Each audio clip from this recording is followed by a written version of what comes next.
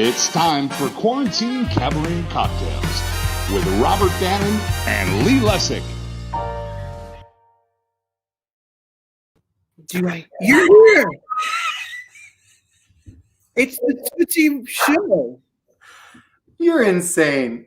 But my name is Dorothy, and I'm here to be in a audition for a musical. I don't know what happened. All of the numbers were going, and then there was no introduction, and I got nervous. I love a wig. I do love a wig, though. Evidently. Hello, Lee. Welcome, everybody, to this special week. I think we're here 32 weeks this week. Oh, crazy, huh? Insane. And I'm so excited about tonight's show. It's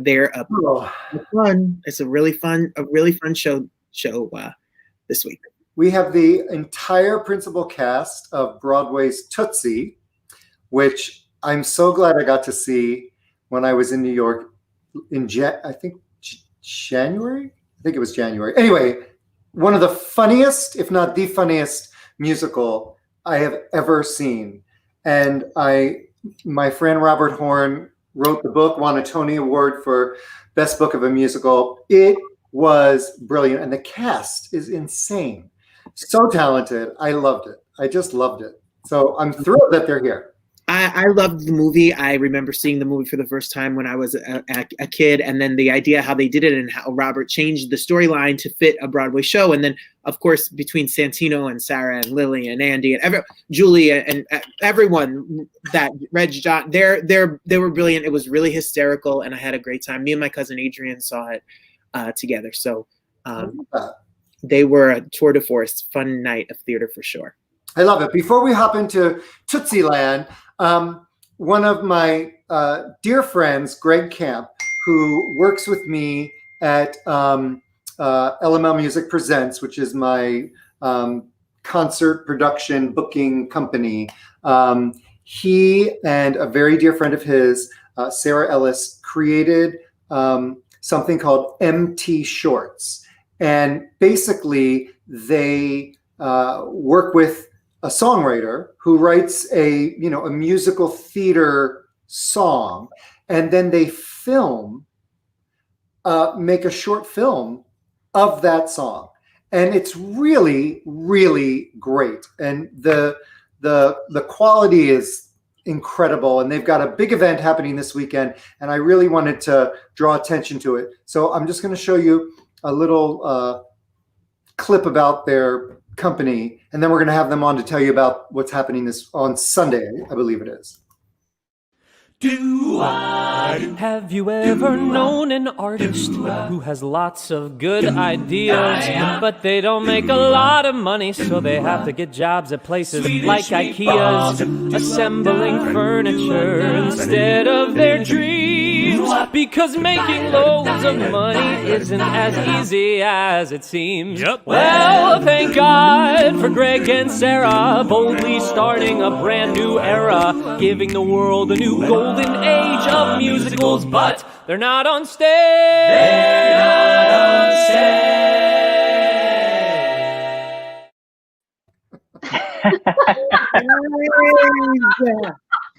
How fun is that? Oh my gosh, so fun. Wait, before we jump in, first of all, thank you for having us. It's so good to see you guys. I have to tell you, though, that we've evolved a little bit since Lee might have last seen an MT Shorts. And we're actually now doing, instead of just one song, like full-fledged musical short films. So even this one that we have coming up this Sunday has 4 original songs in it. So we're weaving together original music, choreography, the film aspect, and putting these 2 art forms together. So yeah, a big old kahuna. Yeah. That's so this weekend, you're premiering High School Zoomsical, right? Yes. High School Zoomsical. Yes. Greg called me when the world shut down in March, and he was like, we have a responsibility to make something right now, because we had already been doing things in the digital space. And he had this idea to create a movie musical that was all shot from the first person perspective of your computer screen. So you're following a cursor adding bottles of wine to her wine cart and having FaceTime duets, and we're all from the first person perspective here. So we got our friend Drew Fornarola to pen 4 songs to it and write the script, and he was game. And then we got 50 of our friends from Broadway and beyond to get on Zoom with us, and we captured it over a 2-day weekend, and now we're premiering it on Sunday. That's amazing. That's amazing. What time on Sunday? So it premieres this Sunday. We're throwing a big virtual premiere party in this interactive digital space called All Together now. So virtual doors open up at 7:00 p.m. And we have like musical theater trivia going on. We have a virtual photo booth that you could come and take the high school yearbook photo that you wish you'd taken. We have a mixologist who's going to be there helping craft the signature cocktail. We're doing talkbacks. And then we're doing a live broadcast concert with a bunch of our cast, and finishing with the premiere of this original musical film. So it starts at 7 p.m. And you can Eastern time. Yep. Mm-hmm. Yep. And the last thing I'll say is it's totally free of charge. So you have no excuse not to come, but we are raising money for this incredible organization called the Fund for College Auditions. What they do is they basically underwrite the entire audition process for students who are looking to attend higher levels of education in the arts. Because if you don't know, that is super expensive. So what they do is help lower the level of entry for students wishing to attend. So, and Lee put up the sign up, mtshorts.com/sign up. And it's free. I mean, you can donate, but you can also go for free. I'm excited. Lee, are you going to come? Of course. Yes, I'm coming too. We're coming. You have to come. It's going to be so fun. We had tech last night, and our host, Matthew Curiano, our performers, it's going to be so fun. We're going to be playing games, and it's just going to be a really spectacular evening and engaging. It's not just your normal live stream. You'll be involved. So I'm definitely coming, because that way I get out of having to watch the football game. Mark is serious about the football. Right. Well, listen, if we can't gather in person, what we're trying to do is just create a space where we could still have that feeling of celebration and new works, creating the next generation of artists, and just gathering as a community again. I feel like we all sort of need that right now. So awesome. Thank you so much for coming on. Yeah. I love doing you're innovators, you two. Sarah, I can't believe I've never met you. I feel like you're the other woman. I know. Well, that's what our other halves are like. Okay, so are we having dinner or are you empty touring? Right. I get it. Yeah, Lee asked me to do some work today, and I was like, absolutely not until after Sunday, but the priorities are here. You gotta get I know, right? I know. Well, I'm excited. We will be there on Sunday, and I'm gonna post this again. There you go. Oh no, there it is. mtshorts.com/sign up, and then you get a virtual ticket, and you can join the fun. We'll see you there. See you all there. Good luck. Congratulations. Thank you guys. you. Thanks for coming. Thank you for joining us. Hi, Tootsie Cast. Hi, Tootsie Cast. Hi, Tootsie Cast. Well, that's going to be brilliant. What a great idea to get people to be creative in this time. I know that we're dying for art. I love it. I just love what they're doing. So that's great. This is going to be a excited. Fun. Huh? This is going to be a lot of fun, Lee. Tootsie the musical. The cast is here. So there really is like no introduction needed. We have the Broadway principal cast of Tootsie the Musicals, one of the funnest evenings in the theater that I've had in a long time, I have to say. And my face hurt from smiling so much during the show. It was just joyful and such a talented company. I mean, it was just incredible. So I'm going to give our viewers just a little taste. If you didn't get a chance to see the musical, what you missed, and then we'll have the whole cast on, as well as my friend Robert Horn, who won the Tony Award for writing the book. I am a great actor, Stan. You have one of the worst reputations in this town. No one will hire you. Something's wrong with Biscuit. Next. Carla, I threw it all away for you. Get out. People hate you. No one hates me. No one likes you. Excuse me. Yes, hello. Hi, my name is Dorothy Michaels. A 1, 2, watch me, fussy arm. Julie Taymor. This is textbook Broadway, people. Don't you find being a woman right now complicated? Right now, extremely. Yeah.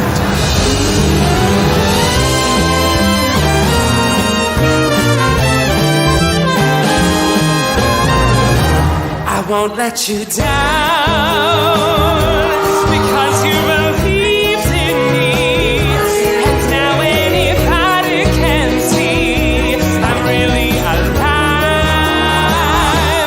I won't let you. I like what you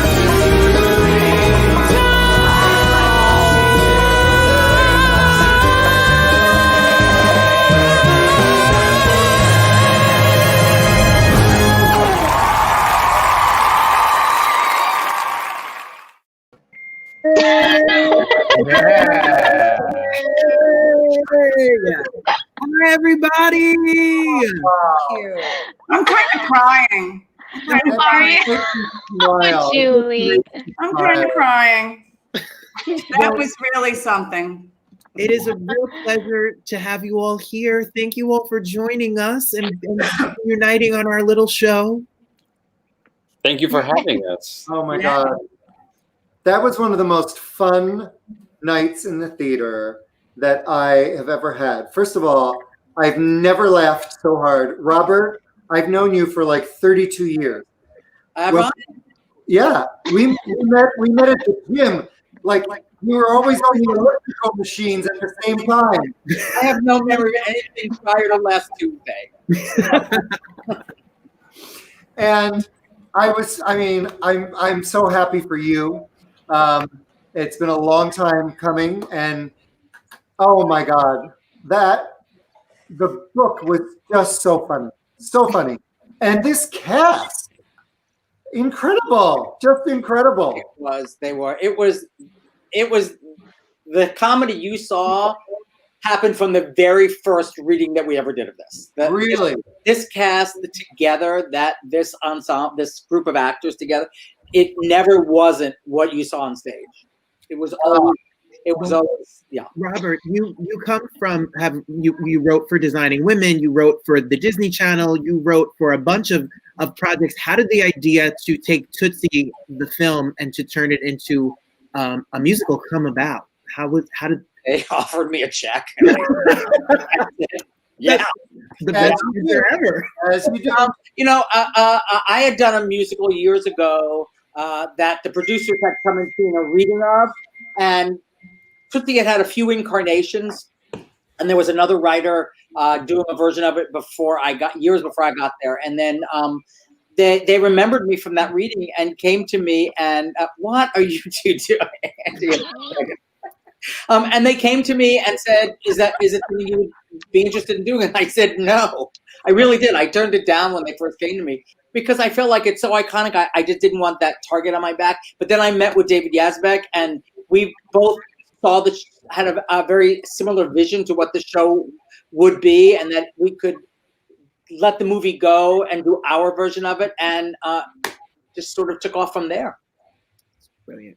And then interestingly enough, I think everybody on this Zoom, except for Lilli, nobody auditioned. Lilli was the only one who auditioned, and she actually got it in the room during everybody in this did a reading of it, and after that, different readings, and after each one of those readings, we all just said, "That's it, hire them." Literally every person here, except for me. Except for Lilli. Yeah. But in all fairness, because we had no idea what that role was until You were the missing link. You were the missing link. Yes. And Santino, obviously, everyone watching, you're Tony Award winner, Santino Fontana. You know him. He's the voice of Hans in Frozen, and he's been in Billy Elliot and Hello Dolly and a ton of Broadway shows. What was it like to take over such an iconic role to be Dorothy Michaels? And I mean, it's quite the. Who's Judy? Hi, Judy. Hi, Judy. Andy, you got to say hi to Judy. Hi, Judy. Sorry, I'm sorry. We're watching the comments. Please, the comments are always entertaining. Everyone has ADD. That's why I worked on the show. Okay. No, it was great. It was, I think, as you can see, I mean, the cast, we got along incredibly well, and Robert and David and Scott. It was a real, a joyful family, which is what I remember the most about it, and also what I think was most fun to come back to.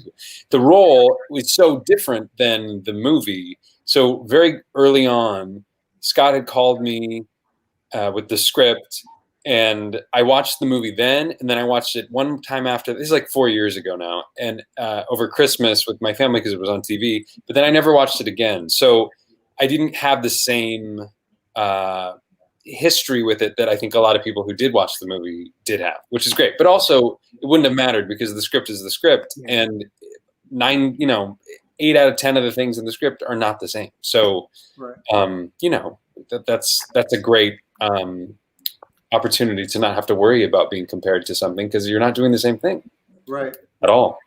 I walked out of that theater and literally couldn't wrap my brain around the fact that you were doing 8 shows a week, because I mean, you're like in every single scene. Those changes were like ridiculous, so fast. The range of your singing, I mean, it's incredible. It was just incredible. A lot of drugs. If you stay on, I called it the full Judy. You're on the full Judy. That's what Judy is. There you go. If you get on all the drugs all the time, you'd be surprised at what you can do. Don't limit yourself. Anything is possible.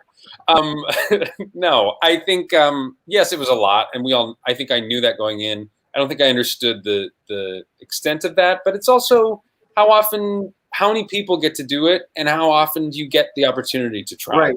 So that's the fun challenge of it. And I had an amazing group of people, both on stage and off, supporting me in every second to help me do what I needed to do. But also, I couldn't have done it without them. Lauren Galatelli, my dresser in Chicago, LJ.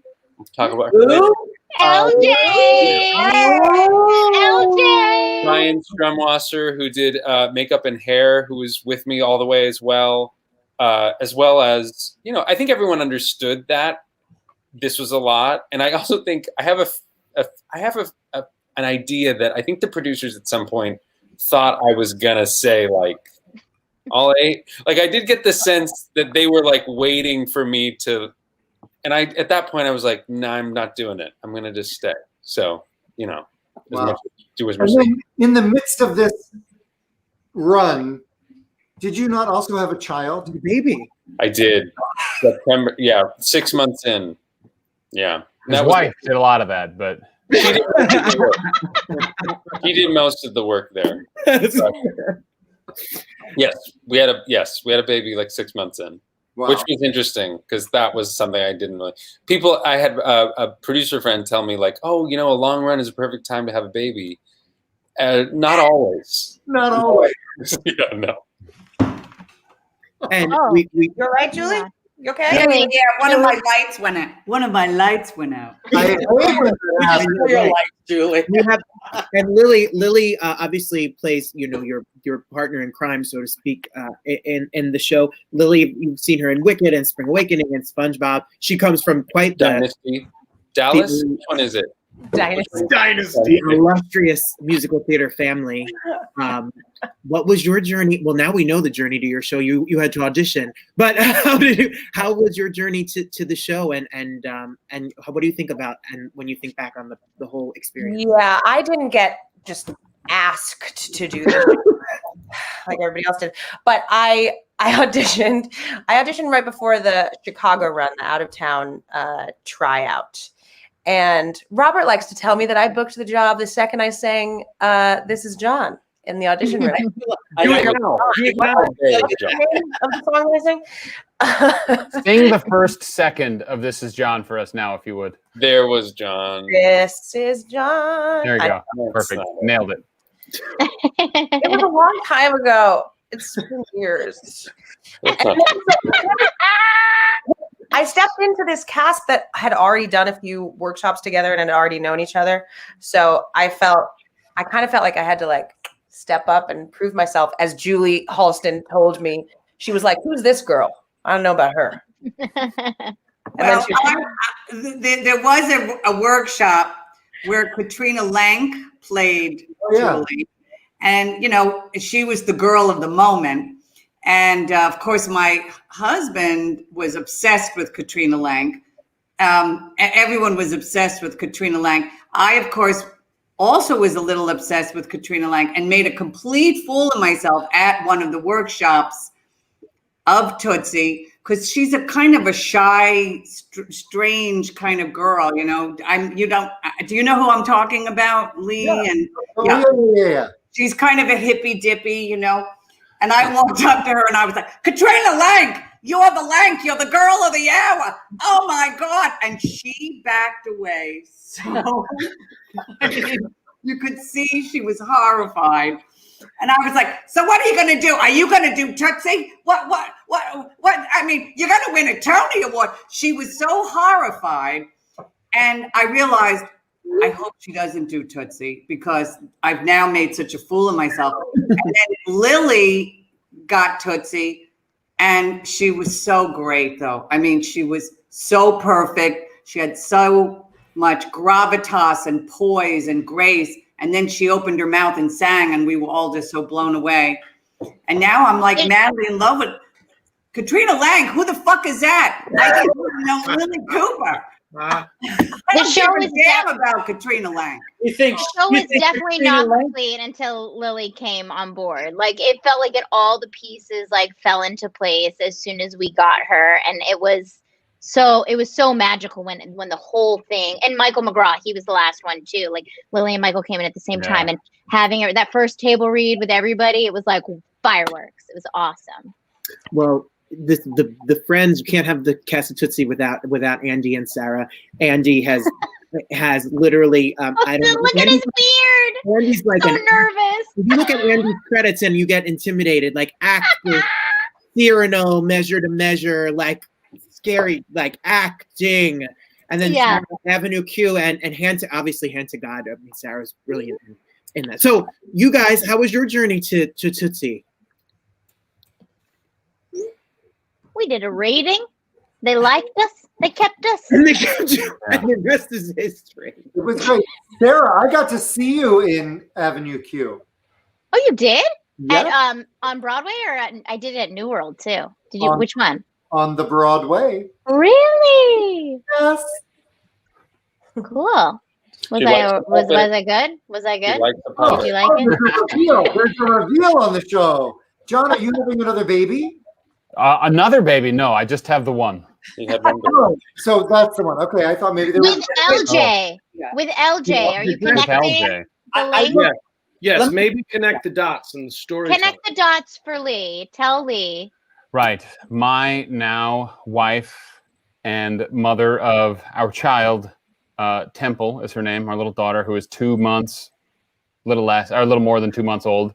We met because she was Santino's dresser in Chicago. So that's how we met. Santino likes to take credit for the entirety of our relationship. I do. Because without him, but where there's a Fontana, there's a marriage and a baby. That's Well, John, I got a whole bunch of messages about you being on the show because a lot of people love John, and oh my goodness! Yeah, that's my wife and my baby. No, I saw they're beautiful the other day, and your baby is gorgeous. She is. She is gorgeous.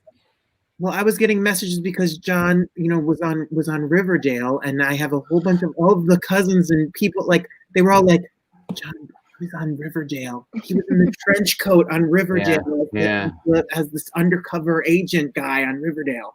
Yeah. Spoiler alert, I was not actually an undercover agent. If you haven't watched it, you're not caught up yet. That was seasons ago, guys. Get with it.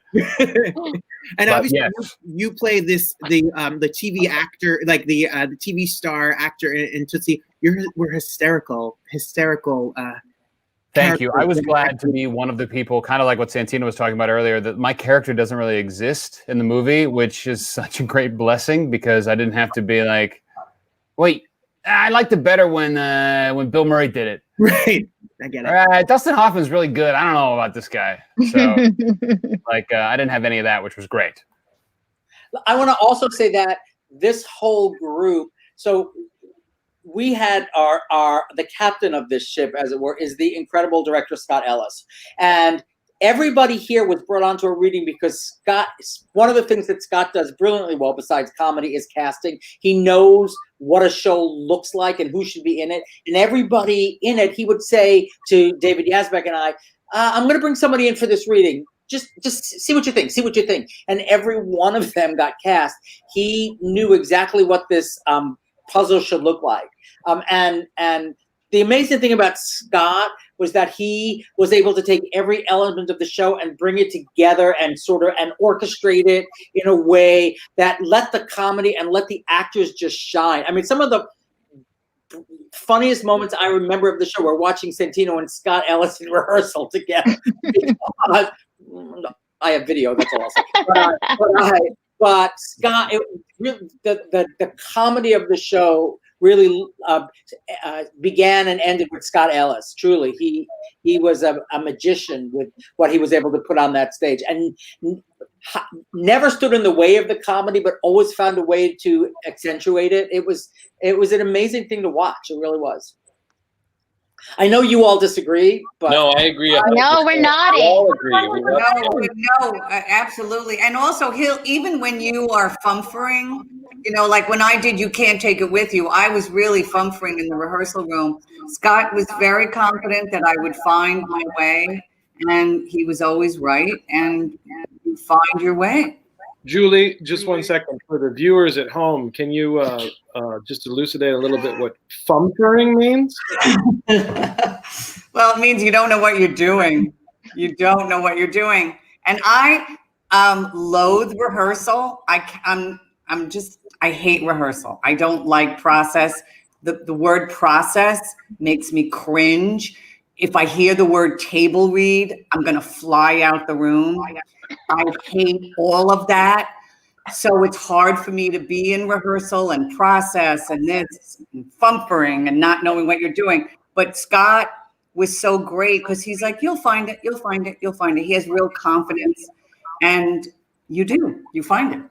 And I will say, just in terms of going back to process, and another great early Julie Halston moment, before we did like a run through for producers when they came, Julie walking around saying like, this is it.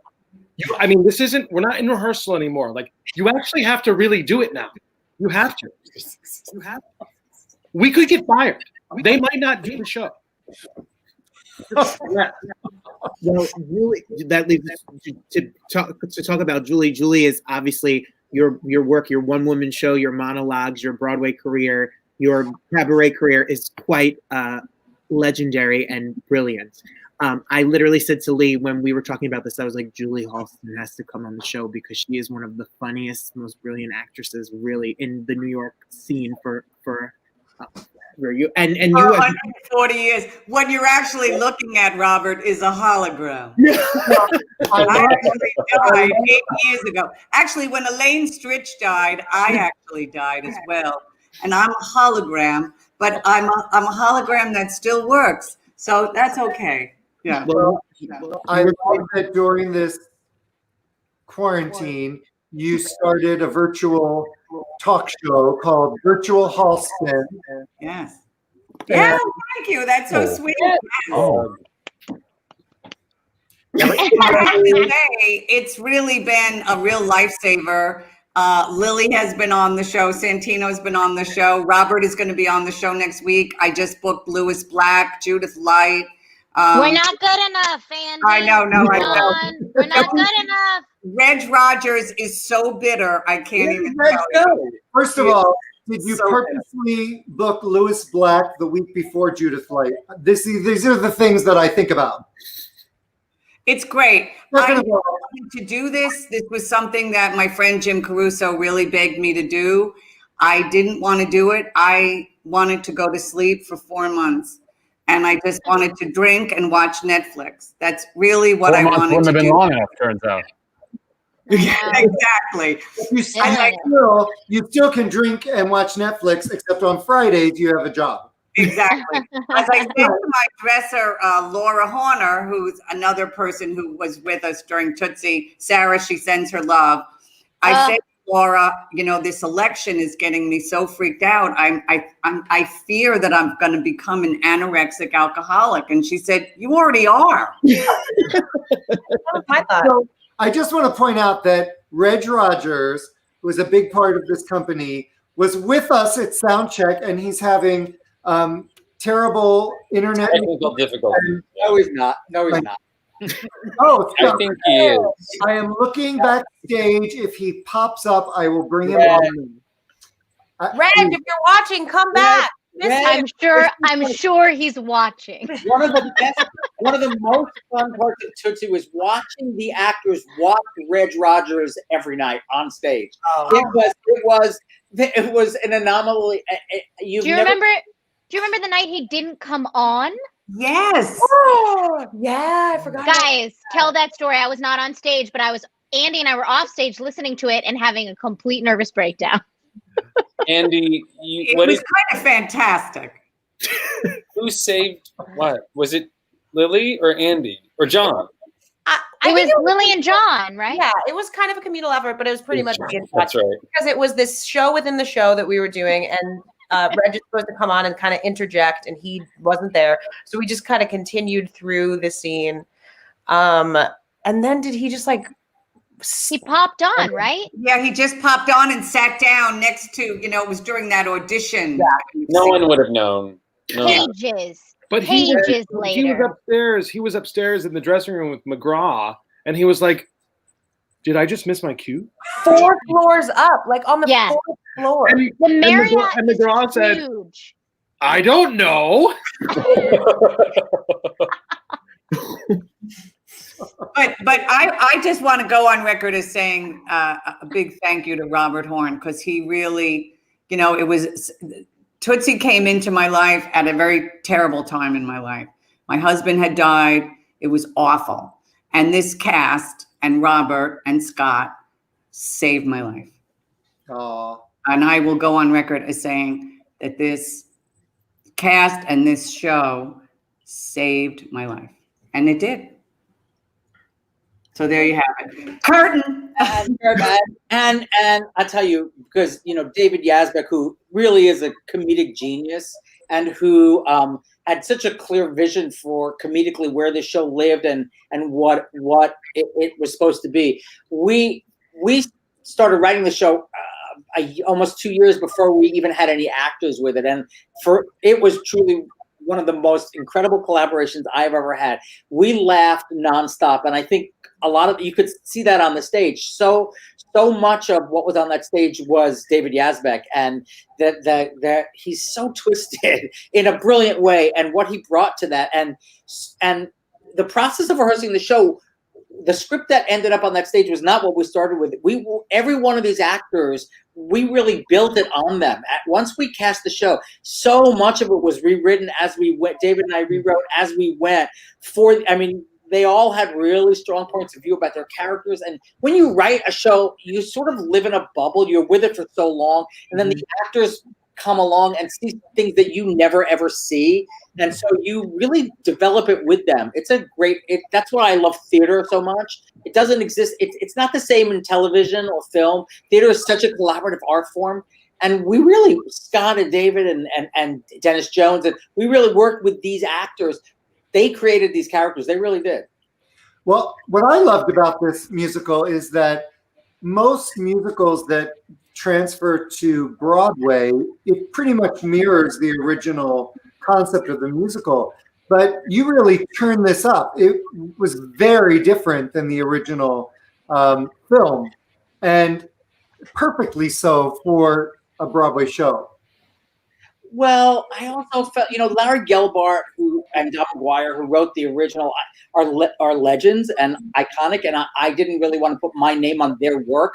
I think we approached it like it was a short story. What would you do if somebody told you couldn't do the one thing you loved more than anything? And we just wanted to make it our own. We didn't want the tail to wag the dog, so we didn't put any, there were no lines or jokes from it that we felt had to stay. If they made their way back in, I think there were maybe only like 3 or 4. They did because what, Lily? 3 or 4? Are you talking about jokes that have been cut? No, jokes from the movie. Made it in. Oh, jokes that have been cut is a whole other stuff. There is another stuff like that. Well, speaking of, the conversation about not being able to do what you love, which is this, in this story, how are you guys all doing, during this time? I know you guys are all spread around the country. I know theater is closed, Broadway is closed. How are you all handling all of this the past year? Just eating a lot. I am with you. A lot. Drinking a lot, I've been focused on my TV series. Oh. Wait, no, that's Sarah. No! Guys, this is not an easy time. I just got married. Sarah just got I'm wearing white. the dress. But my husband, he's the head electrician of the Friedman Theater. So it's very relevant in our household and super scary. And it's I don't know. The theater thing is it's a little terrifying. It's a little terrifying for people, really. Are you back to work on your TV series? We did finish it. So we went and did the whole quarantined bubble. Everyone was in surgical gear, and we just shot the last 3 episodes real quick. So it's coming out early this next year. So yes, I did finish that. But yeah, it's been, I don't know. It's not, I don't know. New York is just not the same. It's not the same without theater. Yeah. It's really Very crazy. strange. It's very strange. I just did a movie with Charles Busch that he had written called The Sixth Reel. And very much like what Sarah was saying, you are masked and shielded and socially distanced. You cannot socialize. And plus, we were in glorious downtown Newburgh, New York, which is kind of like the crime capital of Hudson Valley. And it's horrible. But the studio was beautiful. But you can't do anything. And the only time you're unmasked is when you're doing your scenes. So it's very strange. And it's you couldn't we could not socialize. I mean, you had to eat in your room, eat in your dressing room. You go to the set, you go to your hotel room, everyone is separate, and it's odd. It's very odd. Yeah. My sister-in-law is the makeup department head on the Apple TV series The Morning Show with. Oh, I just finished that. Great. Have you guys seen it? It's so good. So good. It's so good. And we always have them for Thanksgiving, for Christmas, and we were just talking about it, and she can't come to our house because she can't be around anybody except her immediate family because they're in production. And it's such a and she's makeup. Is that what you said? She runs the whole makeup department. And they deal directly with the actors' faces, so it's considered like red zone. Yeah. It's kind of crazy. They get tested every day. Yes. Yeah. We got tested. Did you get tested every day, Sarah? Yeah, they started off doing 3 times a week, and then every day. By the end, we were every day. It's a lot. I'm very hollow up there. You have found a clear pathway to your Yeah. But like, I don't complain about that. I'll take it to work. I mean, I don't know. I'm hopeful. I'm very excited about this election. I'm very excited that there are like vaccines that people are talking about. Like, let's hope that theater we can get it together and we can, bring it back sooner than later. I know right now, Jeff, my husband, is saying that like they're scheduled for end of May. That'd be amazing if that could happen. Amazing. And Santino and John, you spent the year with your babies. I mean, you guys have the whole job in and of itself. I think I was just distraction. So John, do that. Right. I think I just found out I was on mute for the last 20 minutes. My cousin who was watching just texted me and told me that I saw your mouth move, but I didn't hear anything come out. So, yeah. But, hey, it's a good metaphor. Personally, I thought Tootsie was an excellent way to exit the entertainment industry. So, thank you. Wow. Thank God for having a baby. Truly, I'm literally doing nothing else except having my wife and baby at home and enjoying that, which is great, and I really do enjoy it. But it's a weird time. My wife is a dresser, works at Ain't Too Proud. So again, just like with Sarah and her husband, we have a dual income household that is not firing on all cylinders. And yeah. We've had so many. We had Rob McCloron, who has a baby daughter, and Johnny Rogers, who has a baby daughter, and it's the flip side is that you're getting time with your kids that you would never get if you were doing 8 shows a week. That's the great part. The lack of income is another story. But can I tell you something that Robert and I are so excited to share? These Broadway cast reunions that we just sort of happened upon by accident on our Quarantine Cabaret and Cocktail show have gotten us huge viewership, and several theaters around the country that are major Broadway tour producers reached out to us and said, we feel like this is a platform of value for our venue that is closed for a year.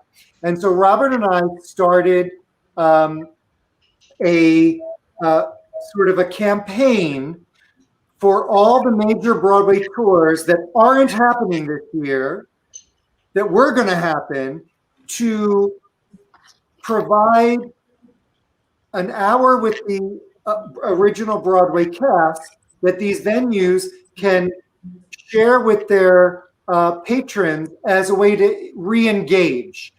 But we're working it in a way that we can come back to you hopefully in the next few weeks and hire you with money, giving us money to do what we do. That's what we're doing now. Oh wow! More money than you've made doing any virtual event so far, I can assure you. There's that's nice. Not a high bar. Yeah, at zero. Seriously, we're having you. And $5 each. When we've talked to these venues that have Tootsie booked, and Tootsie's not coming. It's coming eventually. Yes, of course. But it is so heartwarming to them to be able to support the original cast, and so. We've created this module. It's out there. It's all happening, and we'll be reaching out to you and the cast of Hadestown and Frozen and Ain't Too Proud, and we'll do 2 or 3 of these a month. And it's a way for them to keep their audiences engaged while their theaters are dark. Can we do can the Tootsie cast do Hadestown? Yeah, Hadestown can do Tootsie. I love that idea. We'll have the original cast of Tootsie. I want to be Andre the Shields. Yeah. What did you say? I want to be Andre the Shields. I want to be one of the lamps. I want to be that really tall one. I almost said it. I really want to be an Ace Mitchell. Really. I love it. Done. But that's wonderful, Lee. That's Yeah, great. that's exciting. Yeah, that is Yeah. wonderful. Tootsie Town 2020. Well, There you you see, go. you see how many people are commenting there. I think everyone is longing for art and longing know. for music and theater. And And until then, there's Tootsie. So, Whether it's this. kidding. So, Robert, I just want, maybe the cast doesn't know this Uh-oh. about you. So, but when I met you on the elliptical machine at the Sports Connection in West Hollywood, Told you it was a gay bar. well, it was a gay bar, Jim. And Robert had like super curly, long hair. I did. Yeah. Where's the photo? And I was ripped. I was You ripped. was You were. Yeah. And we just chatted because he was always on the elliptical machine next to me. And we chatted and chatted. And what do you do? And he's a writer and da-da-da. And then he said, but, you know, to make money. Can't wait. Oh, yes. Yes. Yeah. wait, Yeah. Show the body. Show the body. Growing it out, and Andy's growing it. I'm Robert Horn on the elliptical. Oh my God, John. You're Bob. Let me tell you something. What year was that? Some of the jokes in Tootsie I wrote back then. That's all.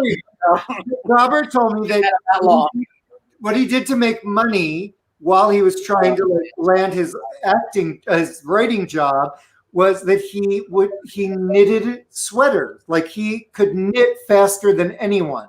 I did. And I did a line of 10 minute sweaters. I We did. never got any of that. Yeah. Nothing. We And had Christmas during our run. Not even a hat, Robert? Like, Yeah. you couldn't give us like beanies? Right. Andy's wearing one now. Andy's got a knit sweater. I made that beard. Robert made me this. he knit sweaters that he sold to like Fred Siegel. So any of you that have ever been to LA know that that's like a really high-end boutique, designer boutique. And Wait, is that real? Lee, is that real? It's real. And at the time when I met Robert, I was Henry Winkler's assistant, the Fonz in LA. And so I told his wife that I met this guy who knits these incredible sweaters that sell at Fred Siegel. And you came over and she ordered like a bunch of sweaters from you. Yeah. That's my. Wait, how much did they cost? How much did you sell them for? I don't remember. They weren't cheap. $400 or $500. They were like really. And Wait, but yeah. I only knew how to. I only knew like one stitch and one. I had gotten mono, and I was really sick, and so my mother taught me how to knit because I was in bed for like months, and I knew one pattern and one stitch, and I made this sweater and gave it to a friend who was in the rag business, in the fashion business, and sold it to a store and rag. And before, I mean, but it got out of control. I thought you were going to say they were in ragtime. That they based ragtime on my story. Right. This is weird information. I feel weird about it. Like, how do we not know this? I know. Yes, I Weird. had a line of trouble called Stitches after my dog was named Stitches. My Cocker Spaniel, Lily. Oh, I've seen pictures of your Cocker Spaniel stitches. Hey. Robert, do you still knit at all? I do not. Oh, what a lost art. It is a loss. Yeah, the world. Worse off for that fact. The world is raglan sleeve sweaters no longer exist. I just can't believe we never knew this. Yeah. I thought we knew everything. Yeah. Yeah. I did a lot of things. When did you cut your hair? I cut my hair in like the early 90s because I was sort of, listen, my hair was really threatening to be more interesting than I was at that point. It was just very, and one night I fell asleep on my hair and I couldn't get up because I think it's time to cut this off. I hate when that happens. Were you like the Jordan Roth of your day? I was. Do you remember? I was Jelly Bean Benitez. Jelly Bean Benitez, the DJ. That's who I was. Okay. Yeah, it was very. He was like Tarzan. I mean, he had this like naturally kinky curly. It was gorgeous and it was really long. You know. You should grow it out, Robert. You should just grow it out. You should grow it Let's out. see what it looks like now. Yeah. That's what the world needs. Another 42-year-old Jew with long hair. Don't say it. Don't say it. But let's talk about Tootsie. That's why You know what was funny? Earlier in the day, Lee wrote me and said to me, "Oh, when John's gone," and it was about John. He'll come back. Right here, I just bent Oh, over. he was ducking. Lee wrote me today and said we were looking at whatever all you guys have done, your illustrious careers, and Lee said to me, "What in the world is World of Warcraft?" And I said, "John is the voice, and millions of children everywhere. If you have children at home, are probably listening to John yell and scream in these video game voiceovers." Guys, But like children? Isn't that an older game? My brothers play that. Yeah. Okay, it should be older. Scary, right? Actually, conversation. There are children. I said I want to do an Insta story post, and I want it to be like the recipe for today. What do you get when you combine 2 Tony winners, 3 Tony nominees, a 4-time Mac Award winner, blah blah blah blah, and I said, but I want to include everybody in the cast. Voice of War, that credit, which I didn't know what it was. But congratulations, World of Warcraft. Listen, I taught 5th and 6th grade for a decade, so I heard all about it. Yeah. You just aren't nerdy enough, or you didn't spend enough time on your computer. I heard all about it. I was an original Warcraft player before I ever became a voice. It was thrilling to me. That's one of the coolest things for my little brother teaches high school, and that's like an ace credit. That in Riverdale high school Yeah, students, that's what I'm is like saying. Yes. gangbusters. So yeah. I think in the world there are gamers and non-gamers, and I learned last month that there are also campers and non-campers. Non-camper. Non-camper. I want a bed. Camper. Are you a camper? Obviously, he's a camper. Yeah. Look at that. I number 2 in the woods. Over the summer. That is real camping. Over the weekend, you said? It's either real camping or you have a problem. Like, No, I wasn't camping. I was here. Wait, did you bring toilet paper, Andy, or did you use a leaf? Shovel. I actually didn't have a shovel. you just shake it off. I Shake didn't it out. have a shovel. I had some TP, but I kind of made a kind of cairn. Oh, Cairn. from what? That's a camping term, Lily. Yeah, for the viewers at home. Hence, not a camper. Right? Cairn I'm is not a big sitting fan. stack rock. I think Wait, we have to add this, Robert, to the list of things we never thought we'd hear on the show. No, Yeah. you put 2 rocks together? Okay. Ow! Use your imagination. Julie is hiding her face in shame. My idea don't of know what's camping going is on stage. That's There it. you go. And the other times, I'm at the Ritz Carlton. That sounds good to me, Julie. Yes. Sincere in one hand and total judgment in the other.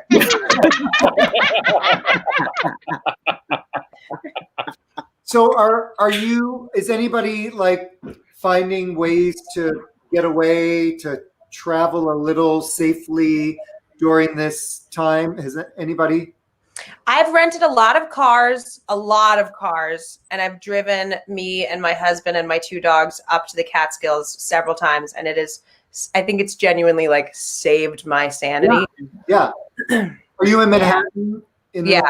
Yeah. So you need to get out. Mm-hmm. My husband and I literally just got back, and 2 hours ago we rented this beach house up in Ventura, up on the beach. The pictures were gorgeous.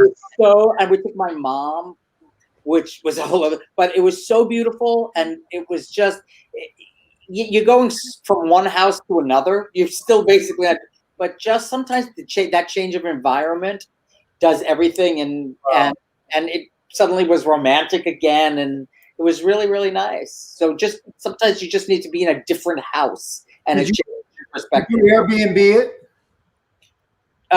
Yeah, it was. I don't even. He found it on some Marriott house share, but it was really beautiful. I didn't even know that. So no, that's not an Airbnb. Will you send me the link? That was something fancier than an Airbnb. Oh, I know we're fancier than that. Your house was beautiful. It was really nice. I'm gonna go to I'm coming to New York. I'm gonna come to New York. I'm gonna do it. Wow. For the Thanksgiving parade. He's gonna march down Fifth Avenue all by Why are himself. you doing that, Robert? Last year for the Thanksgiving parade, and I'm not doing it this year. Santino, you went to Washington State. Is that where your family is? Yes, I'm here now. Yeah, this is where I went to middle school and high school. Got it. And we drove an RV from New York to Washington State in like 6 weeks ago. We've been here for like 6 weeks, so we got out. Nice. Did you drive? Did you drive the RV? I drove. Yes, I drove. Yes, we did across the country, which was actually lovely. You know, let me also, Lee, Robert, I want to say something because I'm looking at these people, and you know, when you work on a show, it is such an intense experience. You are literally in this mosh pit, in this bubble of intensity for months and months and months, and then the show opens, and hopefully you have success and you get well reviewed, and the cast lives together. But you really do create a family. And I got to tell you, just sitting here looking at these people who I haven't seen in a long time, I feel such love for these people, and I know they feel it for each other. It is an incredible experience to do an original Broadway show and have that experience together. And it does, when the show ends or moves on to something else, that does not go away. You look at these people and your heart grows seeing these people. You really do. I love these people. Well, actually, seeing that was very moving. Seeing the B-roll was very moving. Seeing, you know, Leslie and Drew and all the dancers, and you know, I mean, it was very moving. We had it was such a familial ensemble. Everybody were stars in the show. I mean, we left once opening night happens. We all leave, and they stay together. And the way that a show continues to grow, so does the bonding. Sure. Yeah. We've talked about this before in other interviews, but every night before the show, we would gather in Santino's dressing room, to like, you know, shoot the shit and just gather together. And it was a really, you know, beautiful, fun, funny, sharing moment that we shared for every single show, except for the nights that I was like mad at Santino or whatever. Those were the best.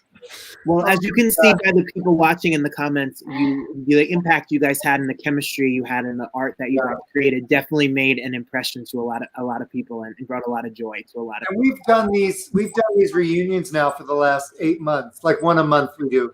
And the first one just sort of happened. We weren't planning it. We saw that kid, Jake Ryan Flynn, who he was Charlie in the Chocolate Factory, and he was the son in Mrs. Doubtfire. And he had done a parody video on YouTube at the beginning of COVID, and he rewrote the lyrics to Good Morning Baltimore from Hairspray to Good Morning Quarantine. And he filmed this video with his family and his next door neighbors. And it was adorable.